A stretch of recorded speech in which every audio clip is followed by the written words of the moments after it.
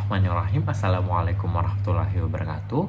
Perkenalkan, saya Muhammad Fadel Febriansyah dengan nomor NPM 220681004. Di sini saya akan menjelaskan tugas yang telah diberikan oleh Pak Adam Febrianto Nugraha selaku dosen dari mata kuliah Kimia Material. Yang pertama itu mengenai introduction polymerization. Nah, sebelum itu kita harus tahu apa sih polimerisasi itu. Polimerisasi adalah proses kimia di mana molekul-molekul monomer bergabung bersama untuk membentuk rantai molekul yang lebih panjang yang itu disebut dengan polimer. Nah, ini merupakan reaksi kimia yang penting dalam sintesis dalam berbagai macam bahan plastik seperti karet, serat sintetis, resin, dan banyak produk lainnya. Polimerisasi dapat terjadi melalui berbagai mekanisme. Signifikasi polimerisasi sangat luas dan mencakup berbagai bidang dalam kehidupan kita. Ada beberapa aspek signifikan dari polimerisasi, yaitu ada industri plastik dalam pembuatan plastik yang digunakan dalam berbagai aplikasi seperti kemasan, peralatan rumah tangga, komponen otomotif, mainan, dan masih banyak lagi. Plastik memiliki berbagai jenis, sifat, dan karakteristik. Semuanya bergantung pada jenis polimer dan metode polimerisasi yang digunakan. Yang kedua, dalam industri tekstil. Polimerisasi digunakan dalam pembuatan serat sintetis seperti nilon, polyester, dan akrilik. Serat-serat ini digunakan dalam produksi pakaian, tekstil, teknis, dan berbagai produk lainnya. Ketiga, ada industri karet. Dalam alam, karet alam dan karet sintetis adalah polimer yang digunakan dalam pembuatan bahan kendaraan, peralatan olahraga, sepatu, dan masih banyak lagi. Yang keempat, ada industri farmasi. Polimerisasi memiliki banyak peran penting dalam pembuatan obat-obatan dan bahan medis seperti benang bedah, implantasi, dan sistem penghantaran obat. Yang kelima, ada industri elektronik. Polimerisasi digunakan dalam produksi plastik isolasi dalam kabel listrik, komponen elektronik, dan bahan pelindung elektronik. Yang keenam, ada industri makanan. Plastik polimer yang aman digunakan dalam kemasan makanan untuk menjaga makanan segar dan mencegah kontaminasi makanan. Yang ketujuh itu industri konstruksi. Polimerisasi digunakan dalam produksi bahan bangunan seperti bahan isolasi perekat dan pelapis. Yang kedelapan ada industri perawatan kesehatan. Dalam pembuatan peralatan medis seperti alat bedah, kateter, dan banyak perangkat medis lain. Yang kelima, dalam lingkungan pengembangan polimer biodegradable atau yang dapat terurai, itu membantu mengurangi dampak negatif dari limbah plastik yang dibuang secara sembarangan yang dapat menyebabkan kerusakan pada lingkungan. Kelima, penelitian ilmiah. Polimerisasi adalah bidang penelitian ilmiah aktif dan berkembang dengan upaya mengembangkan polimer dengan sifat-sifat khusus untuk berbagai aplikasi seperti polimer konduktif untuk elektronik fleksibel atau polimer untuk perangkat energi terbarukan. Dengan kata lain, polimerisasi adalah salah satu proses kimia paling penting dan luas penggunaannya dalam berbagai aspek kehidupan kita, dari industri hingga aplikasi dalam sehari-hari.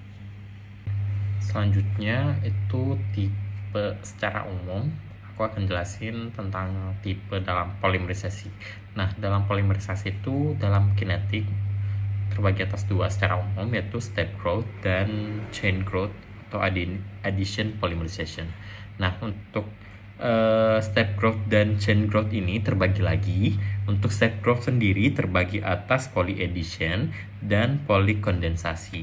Nah, untuk yang chain growth terbagi atas radikal polimerisasi, ionic polimerisasi, koordinasi polimerisasi, living polimerisasi, dan reversible deactivation polimerisasi.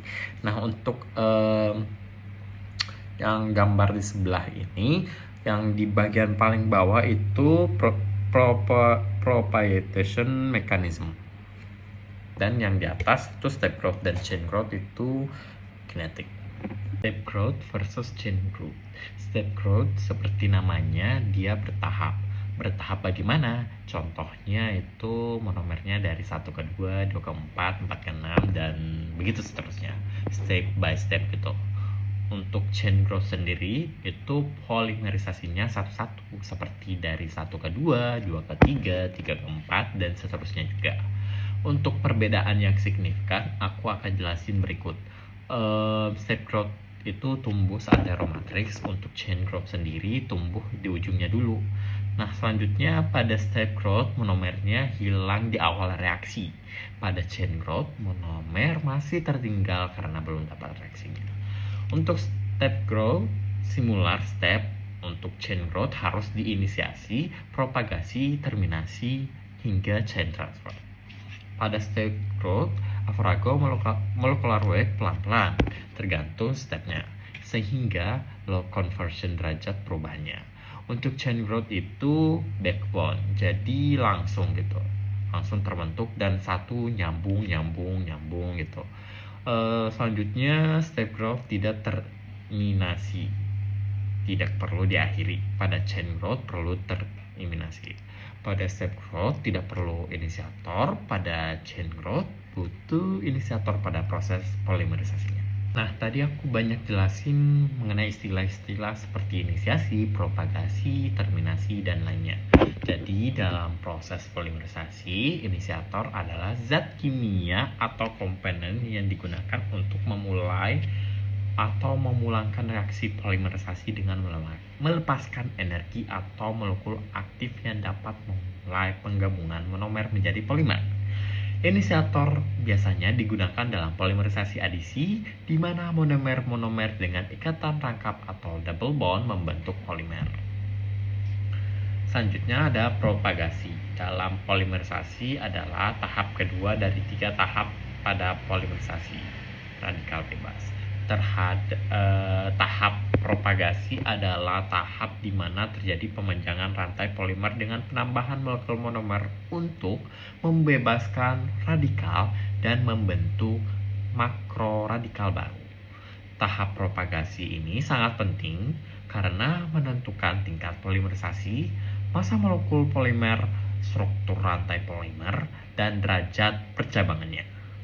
Pada tahap propagasi, radikal yang bebas yang terbentuk pada tahap inisiasi akan bereaksi dengan monomer dan membentuk pusat aktif tumbuhnya polimer.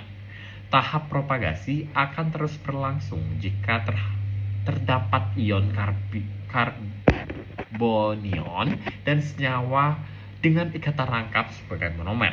Tahap propagasi adalah tahap terakhir pada tahap terminasi, ketika radikal bebas yang terbentuk pada tahap inisiasi dan propagasi bereaksi dengan radikal bebas lain atau dengan molekul yang tidak bereaksi.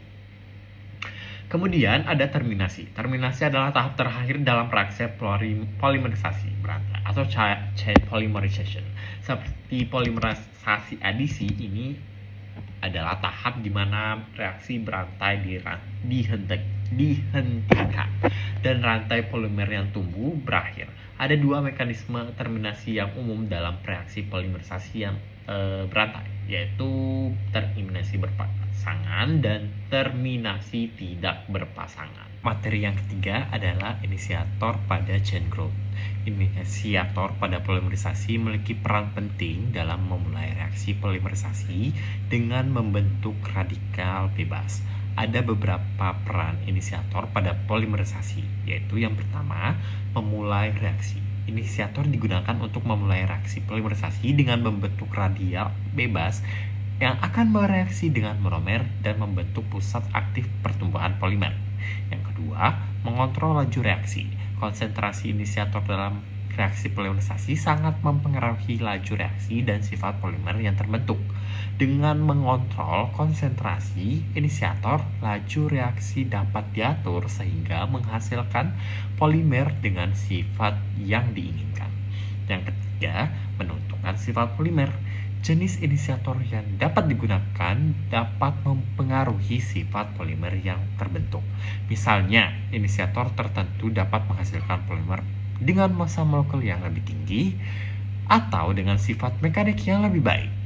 Yang keempat, mempercepat reaksi. Inisiator dapat mempercepat reaksi polimerisasi sehingga waktu produksi dapat lebih efisien. Dalam produksi polimer, pemilihan jenis inisiator yang tepat sangat penting untuk mendapatkan sifat dan karakteristik yang diinginkan pada produk akhir. Ada beberapa jenis inisiator yang digunakan, yaitu yang pertama, inisiator radial bebas organik. Contohnya inisiator radial bebas organik adalah benzoil peroksida azobisisibotironitrile atau AIBN dan hidrogen peroksida. Yang kedua itu ada inisiator radikal bebas anorganik. Contohnya inisiator radikal bebas anorganik adalah amonium persulfat atau APS dan kalium permanganat. Yang ketiga ada inisiator ionik. Contohnya adalah asam sulfonat dan asam fosfonat. Yang keempat ada inisiator fotokimia. Contohnya benzofonon dan aseton. Untuk pemilihan jenis inisiator yang tepat sangat penting dalam produksi polimer untuk mendapatkan sifat dan karakteristik yang diinginkan pada produk akhir yang kita ingin dapatkan. Lalu, apa sih signifikasi inisiator dalam membentuk sifat-sifat polimer yang dihasilkan? Signifikasi inisiator dalam membentuk sifat-sifat polimer yang dihasilkan aku akan bagi dalam 4, yaitu yang pertama ada ukuran partikel. Jadi jenis inisiator yang digunakan dapat mempengaruhi ukuran partikel polimer yang terbentuk. Semakin kecil ukuran partikel, maka sifat-sifat polimer seperti kekuatan dan kekerasan akan semakin baik. Yang kedua, itu massa molekul. Inisiator yang digunakan dapat mempengaruhi massa molekul polimer yang terbentuk. Massa molekul yang lebih besar dapat menghasilkan sifat-sifat polimer yang lebih baik seperti kekuatan dan kekerasan yang lebih tinggi. Dan yang ketiga, sifat mekanik. Jenis inisiator yang dapat digunakan untuk mempengaruhi sifat mekanik polimer seperti kekuatan, kekerasan, dan elastisitas dengan memilih jenis inisiator yang tepat. Sifat-sifat mekanik polimer dapat ditingkatkan. 4. Waktu produksi. Inisiator dapat mempercepat reaksi polimerisasi sehingga waktu produksi dapat lebih efisien. Dengan waktu produksi yang lebih singkat, biaya yang dikeluarkan pada saat memproduksi dapat ditekan. Contoh inisiator pada proses polimerisasi. Aku kutip dari jurnal ilmiah dari Bambang Alfrinaldi dan Jayatin dengan judul pengaruh konsentrasi inisiator dalam komposisi steirin dan maleic anhydride terhadap berat molekul pada sintetis kopolimer polystyrene maleic anhydride. Jadi inisiatornya itu radikal organik, yaitu berjenis benzoil peroksida atau BPO, digunakan dalam fermentasi kopolimer steirin maleic anhydride untuk mempengaruhi berat polimer yang terbentuk. Materi yang keempat adalah molecular weight pada polimerisasi step growth. Polimerisasi step growth dapat menghasilkan polimer dengan berat molekul yang berbeda-beda karena pertumbuhan rantai polimer terjadi secara sendiri-sendiri atau independen dan tidak seragam. Dalam polimerisasi step growth, setiap reaksi kondensasi atau dua monomer menghasilkan satu unit monomer yang tergabung dalam rantai polimer. Sementara satu molekul kecil seperti air atau alkohol dilepaskan sebagai produk sampingan. Ada beberapa alasan mengapa polimer dengan berat molekul yang berbeda-beda dapat terbentuk. Yang pertama itu kontrol reagent. Jumlah monomer yang digunakan dalam reaksi polimerisasi mungkin tidak sama, sehingga berat molekul akhir polimer akan bervariasi tergantung pada jumlah monomer yang terlibat. Jika jumlah monomer yang digunakan dalam satu reaksi berbeda dengan reaksi lainnya, maka berat molekul polimer yang dihasilkan juga akan berbeda. Yang kedua, ada keseimbangan reaksi. Reaksi kondensasi dapat mencapai keseimbangan di mana terdapat sejumlah berat molekul polimer yang berbeda dalam larutan. Reaksi akan berhenti atau mencapai titik jenuh ketika keseimbangan dicapai, dan hasil reaksi adalah campuran berbagai berat molekul polimer. Yang ketiga, itu itu berhenti sebelum keseimbangan. Proses polimerisasi dapat berhenti atau dihentikan secara sendiri sebelum mencapai keseimbangan. Ini bisa dilakukan dengan menghentikan reaksi pada titik tertentu dalam kondisi tertentu. Hasilnya, polimer dengan berat molekul yang sesuai dengan titik penghentian tersebut. Yang keempat adalah kondisi reaksi yang berbeda. Reaksi dalam kondisi reaksi seperti suhu, tekanan, atau waktu reaksi yang dapat mempengaruhi berat molekul ini juga yang akan menghasilkan berat molekul weight yang berbeda. Kondisi yang dapat menghasilkan hal tersebut yaitu termodinamik. Yang kelima ada distribusi monomer. Jika monomer yang digunakan memiliki distribusi berat molekul yang berbeda, maka berat molekul polimer yang dihasilkan akan bervariasi sesuai dengan berat molekul monomer yang digunakan. Distribusi berat molekul dalam polimer dapat memiliki dampak besar pada sifat-sifat polimer, seperti kekuatan, elastisitas, dan titik leleh. Dalam produksi industri, biasanya dilakukan pengendalian yang ketat terhadap reaksi polimerisasi dalam mencapai molecular weight yang konsisten dalam polimer. Untuk memastikannya, polimer yang dihasilkan sifat-sifat yang diinginkan dalam aplikasi polimer tersebut.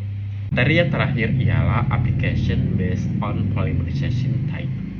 Jenis polimerisasi yang digunakan dalam sintetis polimer dapat memiliki dampak signifikan pada sifat dan aplikasi polimer yang dihasilkan. Berikut ada beberapa cara di mana jenis polimerisasi dapat mempengaruhi sifat dan aplikasi polimer. Yang pertama, struktur molekuler. Polimerisasi berantai seperti polimerisasi adisi cenderung menghasilkan struktur molekuler yang lebih panjang dan linear. Sebaliknya, polimerisasi step growth cenderung menghasilkan struktur berat molekul yang tinggi dengan cabang-cabang.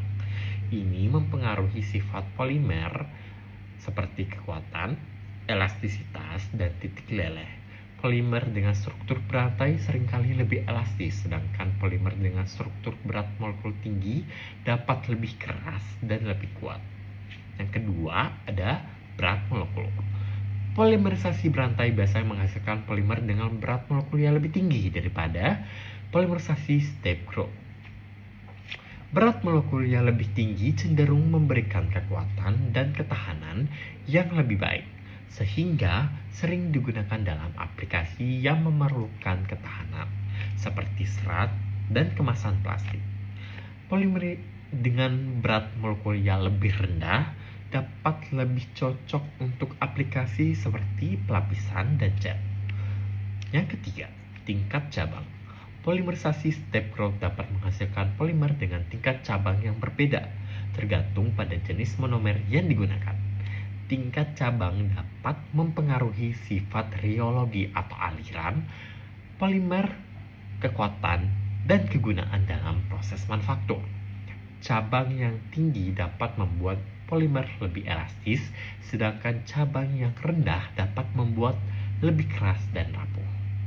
Yang keempat, distribusi molecular weight.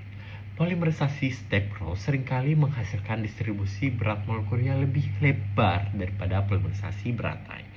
Distribusi berat molekul yang lebar dapat mempengaruhi viskositas dan pengelolaan polimer dalam proses manufaktur. Polimer dengan distribusi berat molekul yang sempit atau kurva berat molekul yang lebih tajam seringkali diinginkan untuk aplikasi yang memerlukan sifat yang konsisten. Yang kelima, sifat termal. Polimerisasi juga dapat mempengaruhi sifat termal polimer. Beberapa jenis polimerisasi seperti polimerisasi step growth dapat menghasilkan polimer dengan titik leleh yang lebih tinggi, yang menguntungkan dalam aplikasi suhu tinggi. Sebaliknya, polimerisasi berantai mungkin menghasilkan polimer-polimer dengan titik leleh yang rendah, yang sesuai dengan aplikasi suhu rendah. Selanjutnya ada kemampuan daur ulang. Jenis polimerisasi juga dapat mempengaruhi kemampuan daur ulang. beberapa polimer dapat dihasilkan yang melalui polimerisasi step group. Seperti polyester memiliki sifat daur ulang yang baik, sementara beberapa polimer yang dihasilkan melalui polimerisasi chain growth seperti polyethylene berat molekulnya yang tinggi lebih sulit untuk didaur ulang. Sekian materi yang aku sampaikan dalam video ini mengenai polimerisasi. Lebih kurangnya mohon dimaafkan. Assalamualaikum warahmatullahi wabarakatuh.